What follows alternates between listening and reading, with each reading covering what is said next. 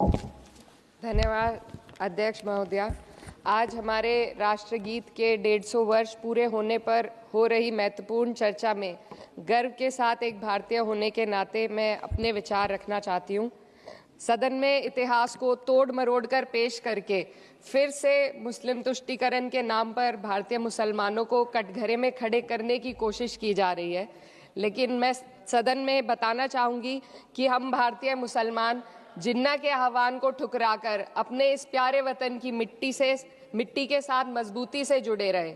हमने महात्मा गांधी, बाबा साहब डॉक्टर भीमराव अंबेडकर, रविंद्रनाथ टैगोर जी, सुभाष चंद्र बोस जी, मौलाना अबुल कलाम आज़ाद, अशफाक उल्लाह खां साहब के विचारों को अपनाया।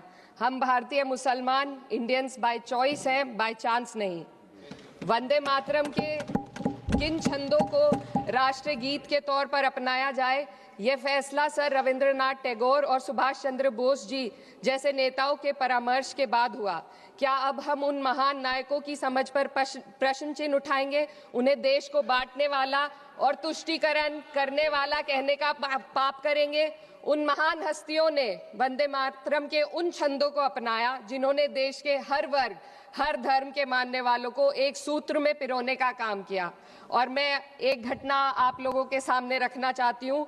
वर्ष 1998 में उत्तर प्रदेश सरकार के मंत्री रविंदर शुक्ला जी ने स्कूलों में राष्ट्रगीत को गाना अनिवार्य कर दिया था। लेकिन तब के तत्कालीन प्रधानमंत्री अटल बिहारी वाजपेयी जी ने, जो उस समय लखनऊ के दौरे पर थे, उत्तर प्रदेश सरकार के इस फैसले पर नाराजगी जताई और यूपी सरकार ने राष्ट्रगीत को अनिवार्य करने वाले मंत्री को बर्खास्त कर दिया था। अब मैं सत्ता पक्ष से सवाल करना चाहूंगी।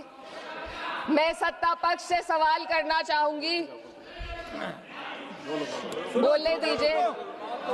मैं सत्ता पक्ष से सवाल करना चाहूंगी कि जो विजन आजादी के समय के लोगों का था राष्ट्रगीत को स्वेच्छा पर छोड़ने का, उसी का अनुसरण माननीय अटल बिहारी वाजपेयी जी ने किया, तो क्या वे भी मुस्लिम तुष्टीकरण कर रहे थे? जी नहीं, अटल बिहारी वाजपेयी जी राजधर्म निभा रहे थे। देश में सब धर्मों को एक साथ लाना, सबके जज्बात का एहसास करना ही सबसे बड़ा राष्ट्रवाद है। माननीय अध्यक्ष महोदया, आज हमें वंदे मातरम के असली भाव को समझना जरूरी है। यह गीत तो देश के जल, जंगल, जमीन, हरियाली और निर्मल हवा की वंदना को समर्पित है। यह भारत की जन जन की मंगल कामना करता है कि भारत का हर नागरिक स्वस्थ रहे, सुरक्षित रहे और सम्मान के साथ जी सके। सुजलाम सुफलाम का अर्थ है, सुनिए, ऐसा देश जहां स्वच्छ और पर्याप्त जल हो, जहां नदियां जिंदा हो, बहती हो, जीवन देती हो। अध्यक्ष महोदय, लेकिन अब जरा यमुना का हाल देखिए।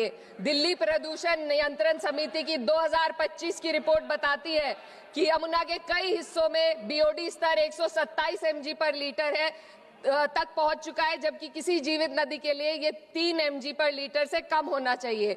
ये सिर्फ नदी का संकट नहीं है, ये किसान का संकट है। नमामि गंगे के नाम पर हजारों करोड़ रुपए खर्च हो गए, लेकिन सच्चाई ये है कि आज भी गंगा और यमुना के किनारे किसान मजबूरी में उसी जहरीली पानी से खेती कर रहा है। वही जहर अनाज में उतरता है और वही जहर किसान की जिंदगी को धीरे धीरे खत्म कर देता है। अध्यक्ष महोदय, जब पानी जहर हो जाएगा तो सुजलाम कैसे होगा? जब किसान बर्बाद होगा तो सुफलाम कैसे होगा?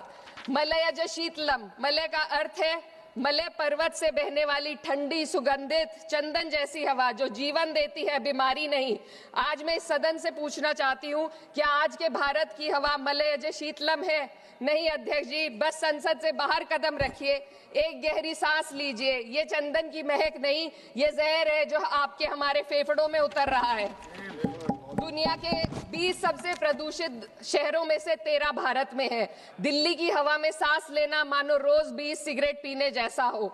भारत हर साल सर्दियों में जहरीली हवा के प्रकोप में घिर जाता है। AQI गंभीर स्तर पर आ जाता है।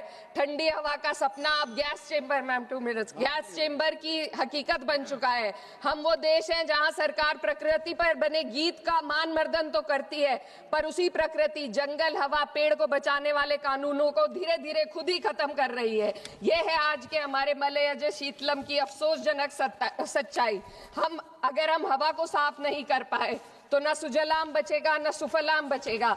माननीय अध्यक्ष महोदया, सस्य श्यामलम का अर्थ है ऐसा देश जहां उपजाऊ जमीन हो, जहां खेत फसल से भरे हो और किसान कर्ज और निराशा में न डूबा हो। आज किसान सिर्फ मौसम से नहीं लड़ रहा, वह प्रदूषण, नीतियों की बेरुखी और सिस्टम की नाइंसाफी से लड़ रहा है। एक तरफ कॉर्पोरेट के लोन माफ होते हैं, दूसरी तरफ किसान को उसकी वाजिब एमएसपी भी नहीं मिल पाती है। आप ग्लोबल सुपर पावर बनने की बात करते हैं, लेकिन हमारी पर कैपिटा इनकम दुनिया में 136वें नंबर पर है। हम अपने छोटे पड़ोसी देश से भी पीछे हैं। हमारे लोग $2,500 तक भी नहीं कमा पा रहे एक साल में, और जिन अरबपतियों की ये रक्षा करते हैं वो इतना पैसा एक सेकंड में कमा लेते हैं। आज वंदे मातरम को बुनियाद बनाकर राजनीति की जा रही है, लेकिन जमीन पर जंगल पूंजीपतियों को सौंपी जा रही है, आदिवासियों को उनके घरों से उजाड़ा जा रहा है।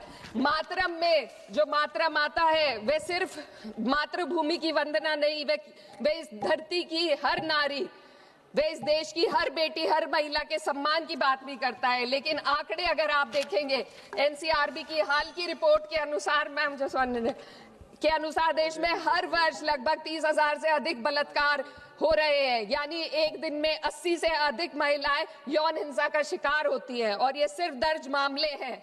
जब जम्मू कश्मीर की एक बच्ची हिंसक अत्याचार का शिकार होती है, जब सत्ता से जुड़े लोगों पर आरोप लगते हैं और कार्रवाई वर्षों लटक जाती है, जब उन्नाव की पीड़िता लखनऊ के दरबार में इंसाफ को लेकर अपनी जान देने पर आमादा होती है, जब बिल्किस बानो के अपराधियों का सरकार के लोग द्वारा स्वागत किया जाता है, तो ये घटनाएं वंदे मातरम की आत्मा पर चोट पहुंचाती है। मैं अध्यक्ष महोदया बस यही कहना चाहती हूँ अपनी बात को अंत में रखते हुए कि वंदे मातरम सिर्फ अतीत की ललकार नहीं, ये वर्तमान की जिम्मेदारी है, ये आत्म मंथन की घड़ी है। यही समय है कि हम वंदे मातरम को सिर्फ नारा नहीं, नीति और जिम्मेदारी बनाएं। और अपने जज्बात को मैं आलमा इकबाल साहब के तराना हिंद के साथ इस सदन में रखना चाहती हूँ कि सारे जहां से अच्छा हिंदुस्तान हमारा, हम बुलबुले हैं इसके, ये गुलसिता हमारा, मजहब नहीं सिखाता आपस में बैर रखना, हिंदी है हम, वतन है हिंदुस्तान हमारा। श्रीमती लवली आनंद।